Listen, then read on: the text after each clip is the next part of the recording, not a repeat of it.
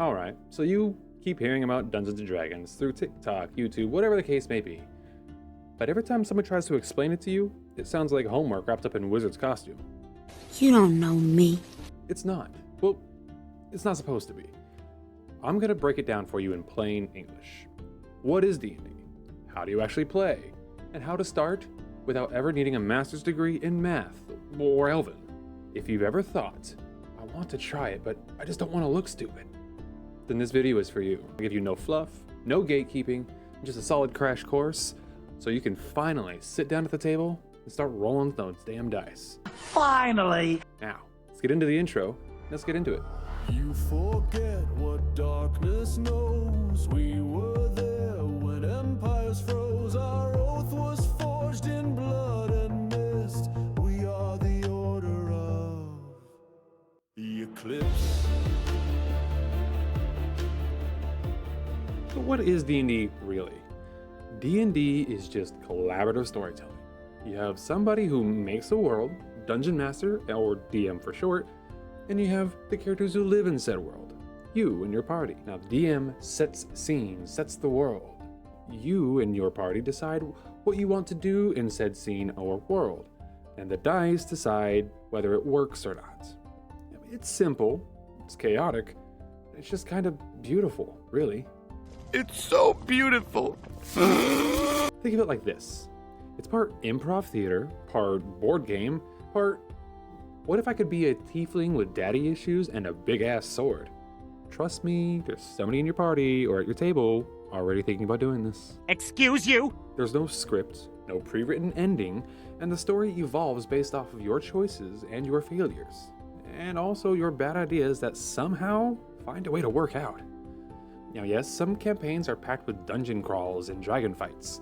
Others are political intrigue, mystery solving, or dealing with the emotional fallout of accidentally becoming the king of goblins. Yes, that's happened, and yes, it was incredible. And yes, someone somewhere will be trying to flirt with a chair, or demon, or both. You know who you are. How dare you? The point is, every table tells a different story, right? No two games are the same, and the rules are just the skeleton. The soul and the heart of D&D itself comes from you and your party. It's nerdy, it's chaotic, it's emotional. Really, it's emotional.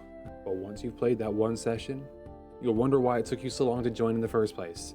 And you'll also realize there's no going back. We'll see. Alright, let's start talking about who you're going to be in this world. Because in D&D, you're not just playing yourself with slightly better confidence, you're building a fantasy version of you.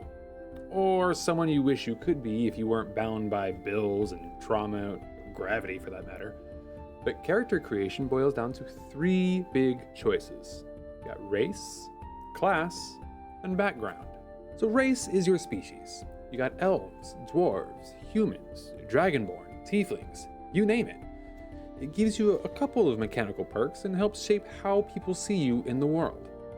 So if you want to play a 7-foot-tall lizard wizard with anger issues, go for it. And honestly, you should. Now, class is your job, or really your whole vibe. Fighters, they solve problems with sharp objects. Wizards, they're basically nerds with a god complex. And rogues, think knives, sass, and disappearing before it's their turn to pay the bar tab. I do find that offensive, actually. So you've got bards who not always but usually seduce everything, barbarians who scream through emotional trauma, clerics who heal you just so they can tell you how much you owe them, and sorcerers who were born with magic and definitely will not let you forget it. And we have your background. Background is your origin story, where you came from before all the monsters and quests and fireballs started flying. You could be an ex-soldier, or criminal on the run, or washed up noble, or just some weird hermit who talks to squirrels. And honestly, it all works. And then you've got 6 stats that tell us what you're naturally good at, or bad at. Strength, dexterity, constitution, intelligence, wisdom, and charisma. Oh, you want to lift a horse? That's a strength check. Want to juggle knives while stealing someone's pants? Dexterity. You want to survive eating gas station sushi in a fantasy form? Constitution. don't need to be optimized. You just need to be interesting. The best characters aren't perfect. They're messy, they're fun, they're you. Cranked to an 11 with a sword or a spellbook in hand. So don't overthink it. Make a character that sounds cool. 'Cause weird works. Broken is fun. And unhinged is absolutely encouraged. This is your chance to be legendary. Or, die trying in round 1 because you try to seduce a dragon. I'm not judging. I'm judging a little bit. Don't tell me what to do. Now let's talk about the thing that can either crown you a hero or absolutely ruin your night in front of everyone. The dice. This beautiful little guy right here, this is a d20. You roll this more than anything else in the game. It's the universe's way of saying, let's see if you live or die. So here's how it works. Anytime you try something that has a chance to fail, attacking an enemy, jumping a gap, lying to a king, you roll that d20, then add a bonus based off your character's skills or stats. Your dungeon master will always set a difficulty class, or DC for short. It's a number you've got to beat. Easy tasks are like 10, really hard stuff, that's pushing 20 or more. If your total equals or beats that number, then you succeed. If not, well, let's hope the fail is funny. And you can all laugh at my pain. Now let's talk about those critical numbers. That natural 1 means you roll the 1 on the die. That's the worst roll possible. And usually something goes hilariously or horrifyingly wrong. A natural 20 is the best possible roll. And that 20 doesn't mean that you get whatever you want. It doesn't mean that the dragon's gonna give you its entire horde and a foot massage on top of it. It just means that you get the best possible outcome for the thing you're trying to do. If you're trying to flirt with a demon and roll a natural 20, maybe they don't murder you. Doesn't mean you're getting a second date though. The dice bring the chaos. The rules give it shape. And your characters bring the story. You don't need to memorize every rule to have fun. You just need to roll and react. That's where the magic is gonna happen. So now you've got your dice, your character, and a vague sense of purpose. But what actually happens in a session of D&D? You're not sitting there reading a book out loud or waiting for the DM to tell you like it's a video game cutscene. You and your group are telling the story together. And that story unfolds in 3 big ways. Combat, roleplay, and exploration. Let's start with combat, because everyone loves a good boss fight. So combat in D&D is turn-based. That means when the battle starts, you roll for initiative, which decides who goes when, and then each person takes their turn, moving, attacking, casting spells, or doing something wild like throwing a barrel of bees into a campfire. That happened once. Never again. Oh, anyway, it's like chess. If the queen could breathe fire and the pawns had trust issues. The cool part, it's not about stats. It's about creativity. Want to try swinging from a chandelier to land on the troll's head? Roll for it. The DM will tell you what to roll. You roll the dice. You either look good or you faceplant into a wall while your friends laugh. Serious golden god. Then there's roleplay, which scares people more than it should. Roleplaying is just talking as your character. You don't need to be a voice actor. You don't have to say thee and thou and monologue like Shakespeare on caffeine. Just ask yourself, what would my character do in this moment? And then you say it. That's it. You can go all in with the voices in drama if you really want to. Or you can say, hey, my rogue says screw this, I'm climbing the roof. It all works. This is where characters grow, where grudges form, where alliances are tested. Where someone says something dumb and 3 sessions later, you're still arguing about it. You're all gonna cry over a gnome with 4 health points and a dream before the end of the year. I promise. And then finally, my personal favorite, exploration. The part of D&D where the world opens up and your party immediately makes terrible decisions. You'll travel through cursed forests, haunted castles, burning towns, and dungeons full of traps and riddles. You'll talk to weird NPCs who may or may not be trying to kill you. You'll investigate mysteries.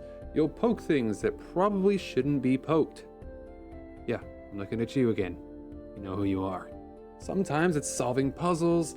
Sometimes it's trying to figure out how to sneak into a noble's estate without alerting the guards. Sometimes it's arguing about how to cross the river for 40 minutes because nobody packed a rope.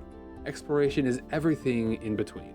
It's the glue that holds the story together, and it's often where the best moments happen. So most games blend all three pillars. One session might be nothing but combat. The next could be roleplay and emotional damage. The next one after that, chaos. Pure, uncut chaos. But that's the magic of D&D. You're not watching the story, you're in it. And you shape it with every choice, every roll, and every impulse disaster that you call a plan. And no two games are ever the same. Alright, so by now you're probably thinking, yeah, this sounds great, sounds fun. But what do I actually need to start playing? And I want to clear this up right now. You do not need a bookshelf of $300 rule books or, dice carved from Moonstone itself. This is what you actually need to play. A group of friends are strangers who aren't creepy. D&D is a group game, ideally 3 to 5 players, plus one dungeon master who runs the world. That's it. You can play in person or online. There's websites like Roll20 or Foundry or even Discord with a shared Google Docs, and they'll get the job done. Don't have a group? There are LFG communities everywhere. Reddit, Discord, TikTok comment sections. Just find some people and start. I'm going on an adventure! Someone willing to be the DM. Someone's gotta be the world builder, the narrator, the chaos conductor. That's the dungeon master. It sounds scary, sure, but trust me when I say being the DM is like hosting game night. You set the vibe, you ask the questions, throw some monsters in a cave, and let your friends do dumb stuff. You don't have to be perfect, just need to be willing. Basic rules, which are free. You can literally download the core rules for free from Wizards of the Coast website. I'll put the link down below. That covers how to play, how combat works, and gives you a handful of races and classes to pick from. You want more options later? Cool, but to start, free is always enough. A character sheet and some dice. You can build your character using a physical sheet or use the free digital tools like D&D Beyond. That's my personal favorite. They even roll the dice for you if you're not ready to start your own goblin horde of dice. And dice sets are cheap, but honestly, you can get started with digital rollers or even a free app on your phone.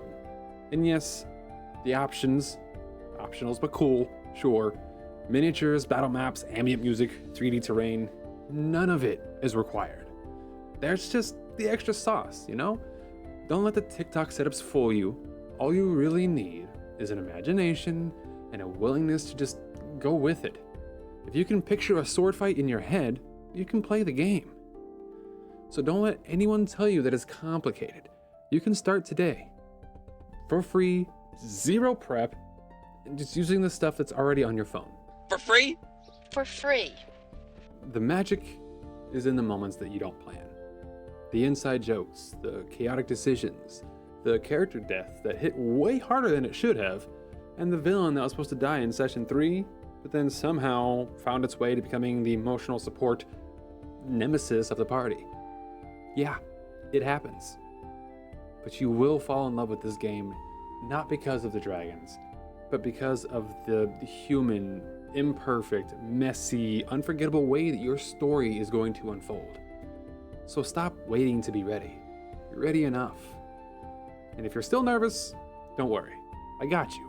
In the next video, I'm gonna walk you through how to build characters from scratch, race, class, stats, backstory, the whole package simplified without the noise. So if you want a guide that actually makes sense, that isn't just a lecture in elf speak, make sure you're subscribed. And if this helped, drop a comment, tag a friend who's been on the fence, or hell, send it to your future DM as a hint. I know a guy. Until then, may your dice roll high, may your stories get wild, and may your bard never, ever try to seduce the final boss again. High hopes. Until next time.